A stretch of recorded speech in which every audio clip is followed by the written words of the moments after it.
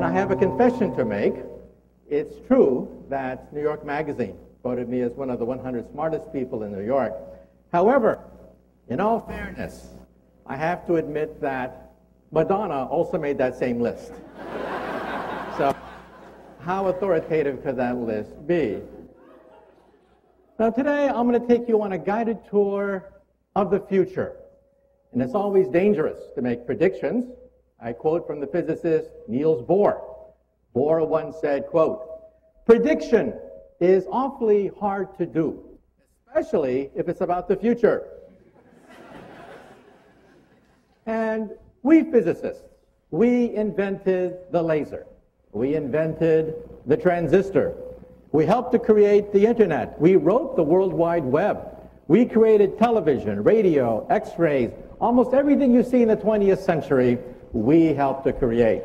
But when we physicists and computer scientists created the internet, one scientist made a prediction, and he hoped that the internet would become a forum of high culture, high art, and high society. Well, today we know that 5% of the internet is pornography. But that's because teenage boys log on to the internet, not you guys. Just wait till the grandmas and grandpas log on to the internet. Then 50% of the internet will be pornography. Now, you may think that we physicists know it all. So let me tell you a little story about the dangers of knowing it all. Over 200 years ago, we had the Great French Revolution, and many people lost their heads to the guillotine. Well, one day, there were three gentlemen about to lose their head to the guillotine. There was a priest, a lawyer, and a theoretical physicist, just like Paul and me. So they put the priest's head on the chopping block, and they asked him, "Do you have any last words before we cut your priestly head off?" And the priest said, yes, I have some last words. And he said, "Maybe God from above, surely he will set me free." Well, all eyes were on the blade.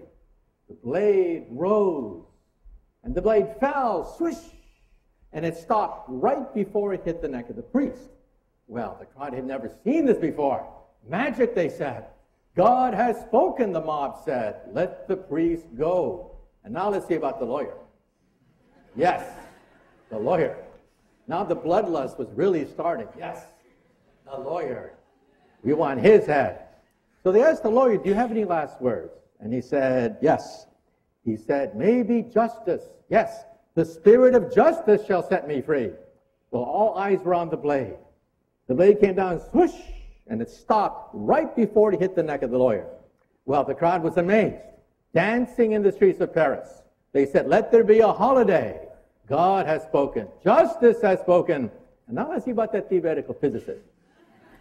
So they put the physicist's head on the chopping block, and they asked him, "Do you have any last words before we cut your physicist's head off?" And he said, yeah, I got some last words. And he said, "I don't know too much about God, and I know even less about the law, but I do know one thing. If you look up, you'll see that the rope is stuck on the pulley."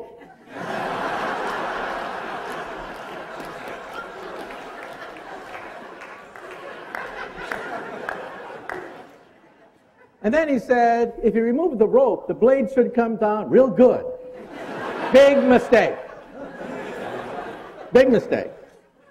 Well, the rope came down, the blade came down, and the poor physicist's head came down. And it just goes to show you that sometimes we physicists have to know when to keep our mouths shut.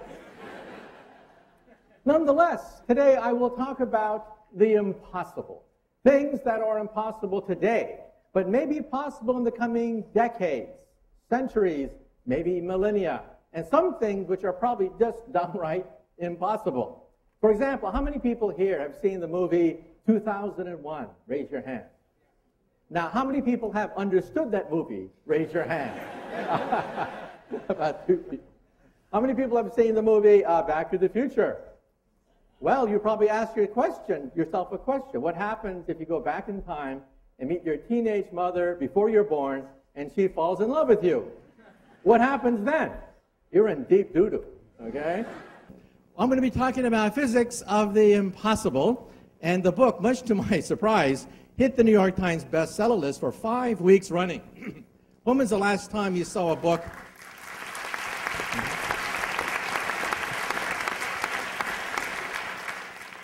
When was the last time you saw a book on the New York Times bestseller list with the word physics on it? Let us now talk about the impossible. First of all, the impossible has always been part of history in the 1800s. This is Lord Kelvin, the most famous physicist of the 1800s. And he was asked about airplanes, heavier than air aircraft. And Lord Kelvin said, "Bah, humbug. Airplanes violate the laws of physics." Also, how old is the Earth? He was asked. And he said, "The Earth cannot be any more than a few million years old. Otherwise, it would have cooled down. Impossible for it to be billions of years old, as Darwin and other biologists claimed." And then he said, X-rays, ha! X-rays were a hoax. Radio, no practical application for radio whatsoever. So why did they make so many mistakes in the 1800s? And then in the 20th century, Robert Goddard pioneered the work in rocketry, sending rockets that eventually took us to the moon. The New York Times railed against Robert Goddard, called him a fool, said he was wasting money with these rockets because, said the New York Times, rockets cannot move in outer space because there's no air in outer space, said the New York Times. Well, we now know that the only hot air is in the New York Times editorial room. So I like to look at the laws of impossibility laid down by Arthur C. Clarke. He laid down 3 laws of the impossible. My favorite one is the third one. The third law of the impossible is any sufficiently advanced technology is indistinguishable from magic. So the difference between magic and physics is not that one breaks the laws of physics and the other one obeys the laws of physics. Magic is any sufficiently advanced technology. So I divide these into 3 types of technologies. First, we have class 1, which are possible in 100 years. In 100 years, invisibility will become a reality. Certain forms of teleportation at the atomic level, starships. Today, I'm even going to talk about telepathy, artificial intelligence, class 1 impossibilities. Class 2, impossibilities stretch the boundaries of the known laws of physics. Time machines, for example. Stephen Hawking tried very hard to prove that time travel was impossible, and he gave up. In physics, we have the expression, if it's not forbidden, it is mandatory. And then we have class 3 impossibilities, which simply violate everything we know about the universe, like perpetual motion machines. The New York Times, Wall Street Journal often calls me on the phone saying that, "Professor, we have yet another perpetual motion machine that's making the rounds. Millions of dollars have been pledged by wealthy investors. Do you have something to say to the Wall Street Journal?" And I quote from the immortal words of that great philosopher of the Western world, P.T. Barnum.